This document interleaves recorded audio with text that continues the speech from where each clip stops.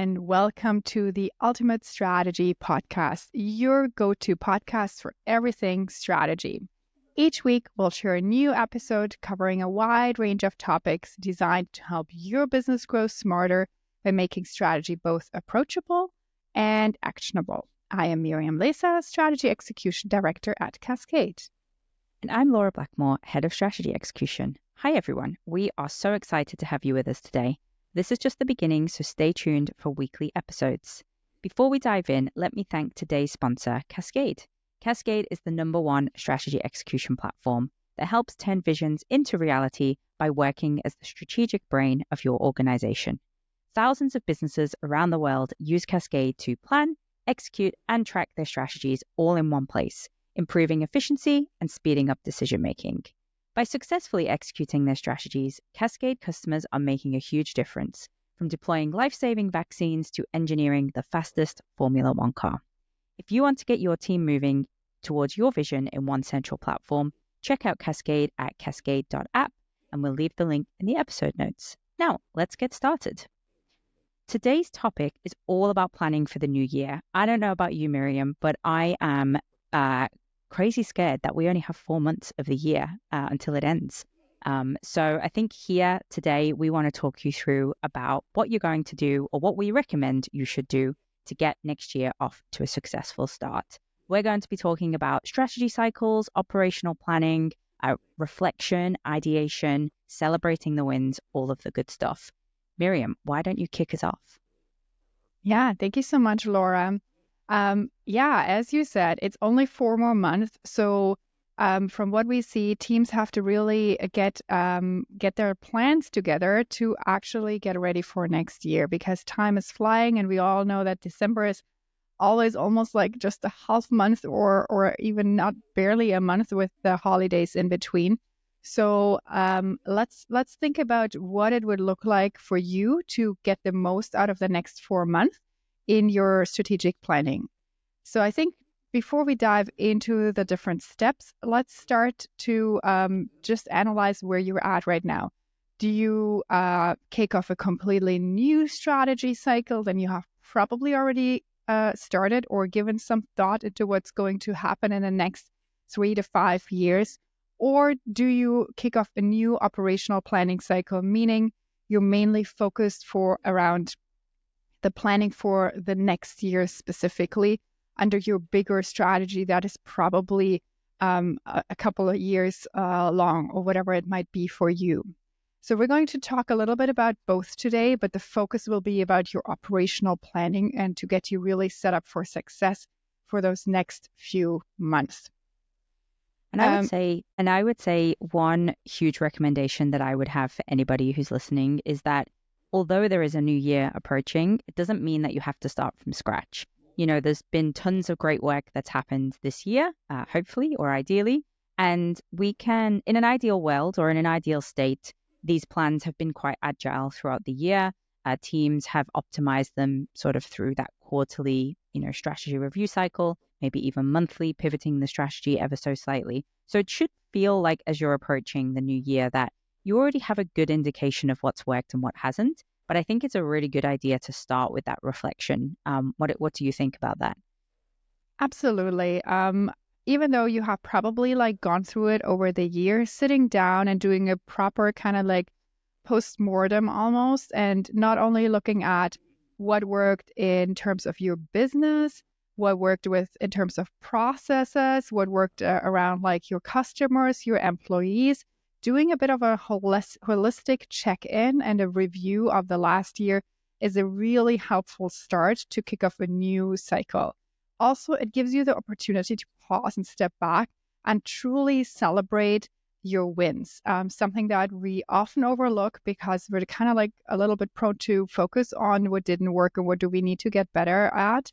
So take that time to really step back and do this analysis as well before you then take that as a stepping stone to move on to the next year planning. Laura, what would you say? Where would you see teams getting started after they have gone through a review of the current year? They might have celebrated some successes. What else would you say they should do at this point in time?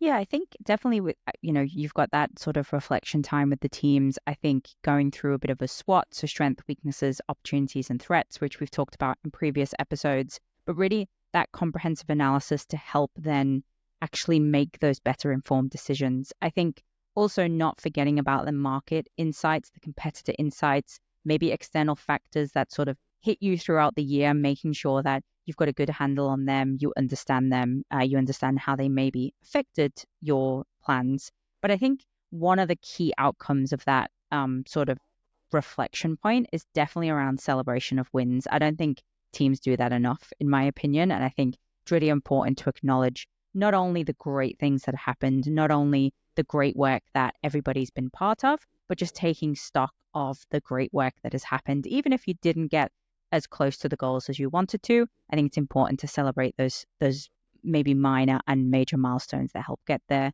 But I think also those crucial lessons that were learned. So maybe that is the external factor, maybe it is the competitor that's come up on the horizon, but those crucial lessons that will help then decide what is it that you actually spend your priorities on in the new year to really capitalize on that. And I think then lastly, my advice would be getting a good bird's eye view of the business. So making sure that you feel like you're aligned to where the business is heading, make sure that you still have a good understanding, make sure you know where the business is heading if there are any changes. But having all of that at your fingertips, plus the current year plan, will give you all of the data you need then to move into the ideation phase, which we'll talk about in a moment. Yeah, I couldn't agree more. It's so important to look at that external perspective and that external environment as well. And of course you will have things that came up through the year, but having that thorough analysis and getting the insights to help you move forward is just critical. And as you said, Laura, once teams have set themselves up with almost the review of their internal business, celebrated their successes, they've done the external analysis. Now it's time to move into what are the opportunities for the next year and how are you going to set yourself up? Maybe there is already a framework in place that is more connected to your bigger strategy overall. So you might just like keep on following a certain framework, but maybe you're at a point where you're like rethinking some of that. Maybe you have to set yourself up with a new strategy framework or even just with a new way of thinking as you're moving into that planning cycle. So it is useful to, depending on where you stand, either take that time and really like understand like what are the priorities for the next year before you move on, or if the priorities are set because they're multi-year, then really reflect like, are those still the right priorities? Are we still focusing on the right things, and really validate what you're currently working on before you move into deeper goal setting, financial analysis, and maybe some performance metrics that are connected to all of that. Yeah. Yeah. Yeah. What do you think, Laura?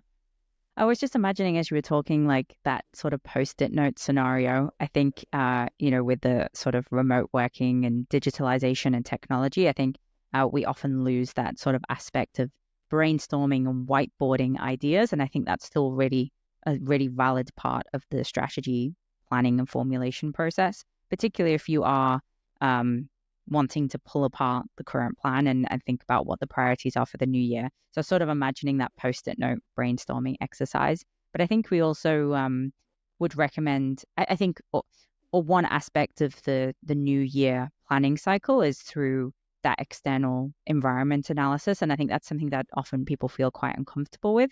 Do you have any frameworks or methodologies that people can follow when you want to actually analyze that external environment? I mean, I think there are various frameworks out there, like the PESTLE or something like that, like just to look at the different elements. But at the end of the day, even like a SWOT can be really helpful to look at it as well, where you bring in the internal and the external views. Those would be some like pretty solid frameworks to look at. But even in my past, I've seen just a lot more work around for example, if you're working in the consumer goods industry, like consumer insights, where's the consumer heading? What do they want? What are the trends potentially? So it depends a little bit on the industry as well, like what's coming up and what's really helpful for you to move forward and to inform your planning with the right insights at the right time.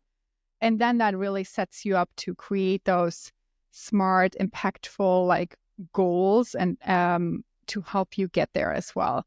But yeah, looking at this really broad range and really like getting into those different insights, I think it's very critical. And I find like that's oftentimes a point where there's not enough time spent on it, and goals are formulated sometimes a bit like in a hasty way of, okay, what is the list of things we need to do, or it's just being carried over without giving it much thought.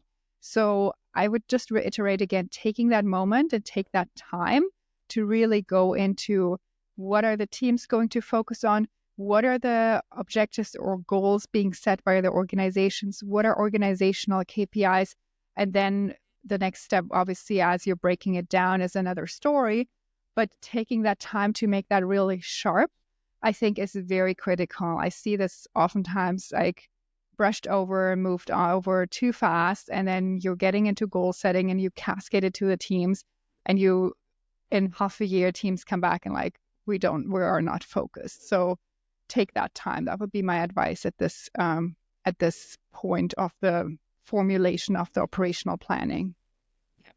So I guess like let's imagine we do that, we do it really well. I think the next step is then more of that ideation and goal setting. I think coming back to what we really mean by that, I think what you were saying is it's don't skip the reflection basically, but I think it's really important that even though you want agile planning and even though you don't want to think of New Year's as sort of ripping it up and starting again, it is important to innovate. It is important to bring that creativity, generate new ideas, whether it's for new offerings, for market expansion, new products, new services, improvements to products or services, maybe exploring new revenue streams or cost structures or partnerships that can drive growth. I think you can really use that sort of consumer insight, competitor analysis, environmental analysis to give you some of those insights. But I think also then maybe identifying process improvements or opportunities to enhance operational efficiency. What would be your tips for this second phase, would you say? Maybe in particular, sort of how you would go about goal setting as well. Yeah, I think again, it depends. Like, if it's like a bit more of a continuation and it's more around an operational planning, then I would say it's really like fairly quickly over to the ownership of the different teams that are kind of probably a little bit more knee deep in the work to come and set up their goals and give the ownership to them after you have set this really clear guidance from the top. Then I think again this is helpful to move into the teams, because the earlier you're including them, they need to be part of it, and that's always helpful to bring them in earlier, have them being part of the formulation and the goal setting process. I think the other element around what you touched on around like internal processes, and that can be like from like people processes and just the rollout processes, like really anything around all of that. That would be is in my opinion so important to bring that in as well, of by like how do you do things.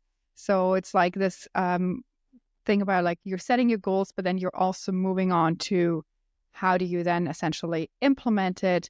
How do you maybe track differently? And I know we're probably stepping a little bit ahead here already, but these are all things to start thinking about early, because it helps also inform the goal setting process. It helps as you're bringing in your teams and your people. So thinking about all of that at the early point in time, I think is very critical too.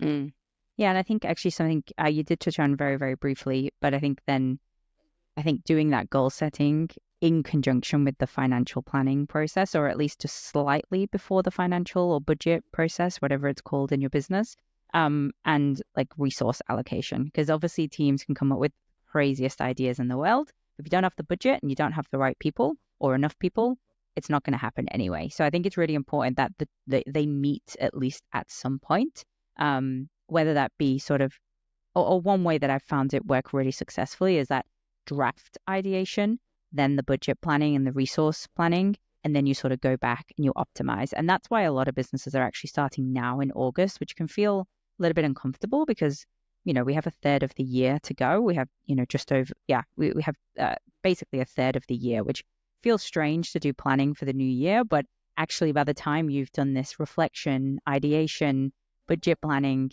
the new year starts. So I think it's really important to get ahead of that now. Yeah. And I find a lot of businesses are actually still more driven by the budget process because that's usually a process that is very it's repeated every year. They have firm timelines and deadlines. Definitely in my past, that was the case.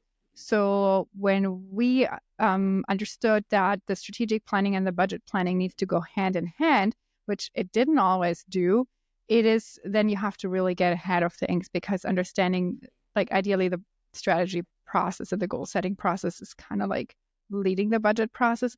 That is obviously not always the case. And depending on how your business is operating, this is an opportunity also just to go in there and improve the processes and help in each other almost and bring those two closer together. Having the budget and the strategic planning fully aligned is, in my opinion, a very, very powerful recipe to ultimately move into the new year with very, very clear goals that are connected to the budget.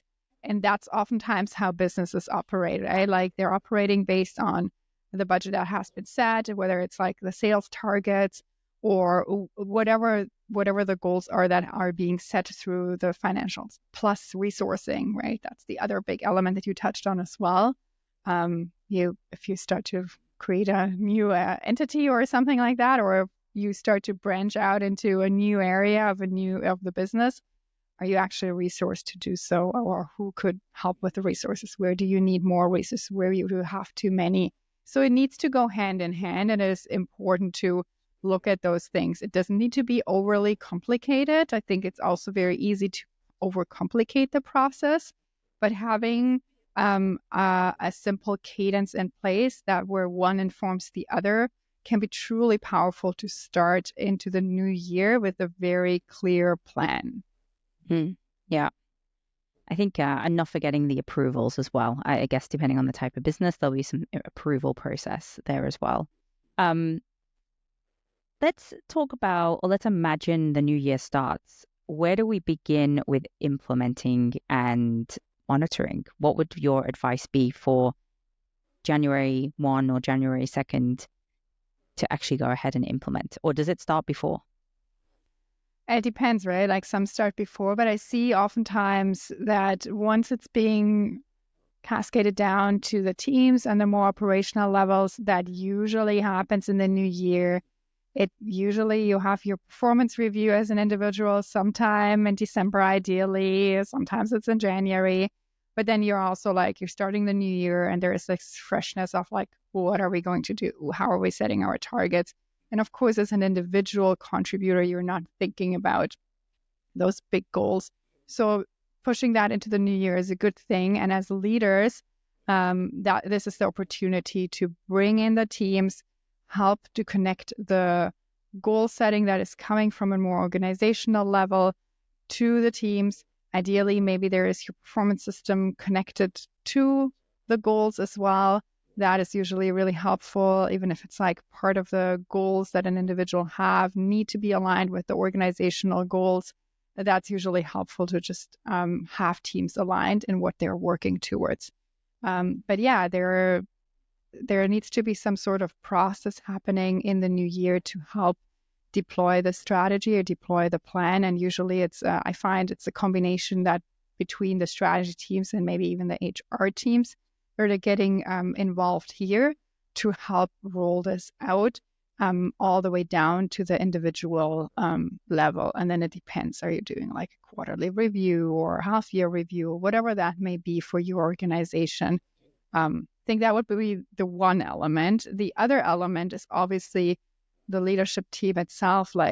How are they tracking? How are they staying up to date? What would you say, Laura? What have you seen as some best practices in that area around almost the operating cadence and the monitoring of the goals and the process? Yeah, I would say definitely one big thing that I would preach is communicate, communicate, communicate. I think that's often overlooked as well. Communicate the process before it starts, communicate the expectations while it's happening, communicate the outcomes that you desire, communicate the cadence, communicate what you expect from people at what points in the year. So having some sort of like strategy calendar or strategy cadence that's really well communicated. And then I think obviously ultimately having a cadence that you're going to stick to. So if it's, come end of January, we're going to meet as teams and we're going to talk about our objectives. And we're going to talk about our accomplishments and we're going to talk about the risks and next steps, etc. So I think communicating that, but also like making it happen. And then I think as a leadership team, agreeing on a cadence and approach and how deep you want to talk about things. I think it's easy to talk about everything, but really there needs to be like some standardization. So as a leadership team, you're going to be talking about your core North Star metrics all the time, but what levels of the strategy you're going to talk about, what content do you need to bring to the table as well, I think is really important. Well, Yeah, I love that too. So yeah, I think that might wrap up our let's do it. elements here. So maybe just a bit of a conclusion, takeaway. I think there are probably around 5 big topics to take away from this. First, the importance of the reflection, really reviewing the past year, internal and externally, having a proper environmental analysis. Ideally, most of that already happens throughout the year because you're obviously a very agile business. And the third element, goal setting, bringing those strategic frameworks in, connecting it to your budget, and then moving into number 4, your implementation plan. How do you connect it with your resource management? And number 5, as the last element, really having that flexibility in monitoring, but also having a bit of a plan and focusing on those key metrics, as Laura said, especially as the leadership team once you're moving throughout the year. Awesome. Thank you for summarizing, Miriam. I think that wraps up today's episode on planning for the new year. Hopefully you found it insightful and it helps you on your journey to better strategy execution. And don't forget, if you do want to have a great year next year, don't forget to check out our sponsors, Cascade, who have an amazing tool to help you be even better next year. And make sure to tune in next week when we'll be back about talking about leadership, the leadership role in strategy execution. It's going to be an interesting one. It's going to be obviously a great episode filled with lots of practical tips, so you don't want to miss that. I'm definitely excited for next week's topic. In the meantime, don't forget to subscribe to the Ultimate Strategy Podcast on your favorite platform so you never miss an episode. Check out the links to the resources we mentioned today. And a big thank you again to our sponsor, Cascade, for making this podcast possible. Thanks for listening. And remember, great strategies are only as good as their execution. Take action, make it happen, and see the results. See you in the next episode for your weekly dose of strategy.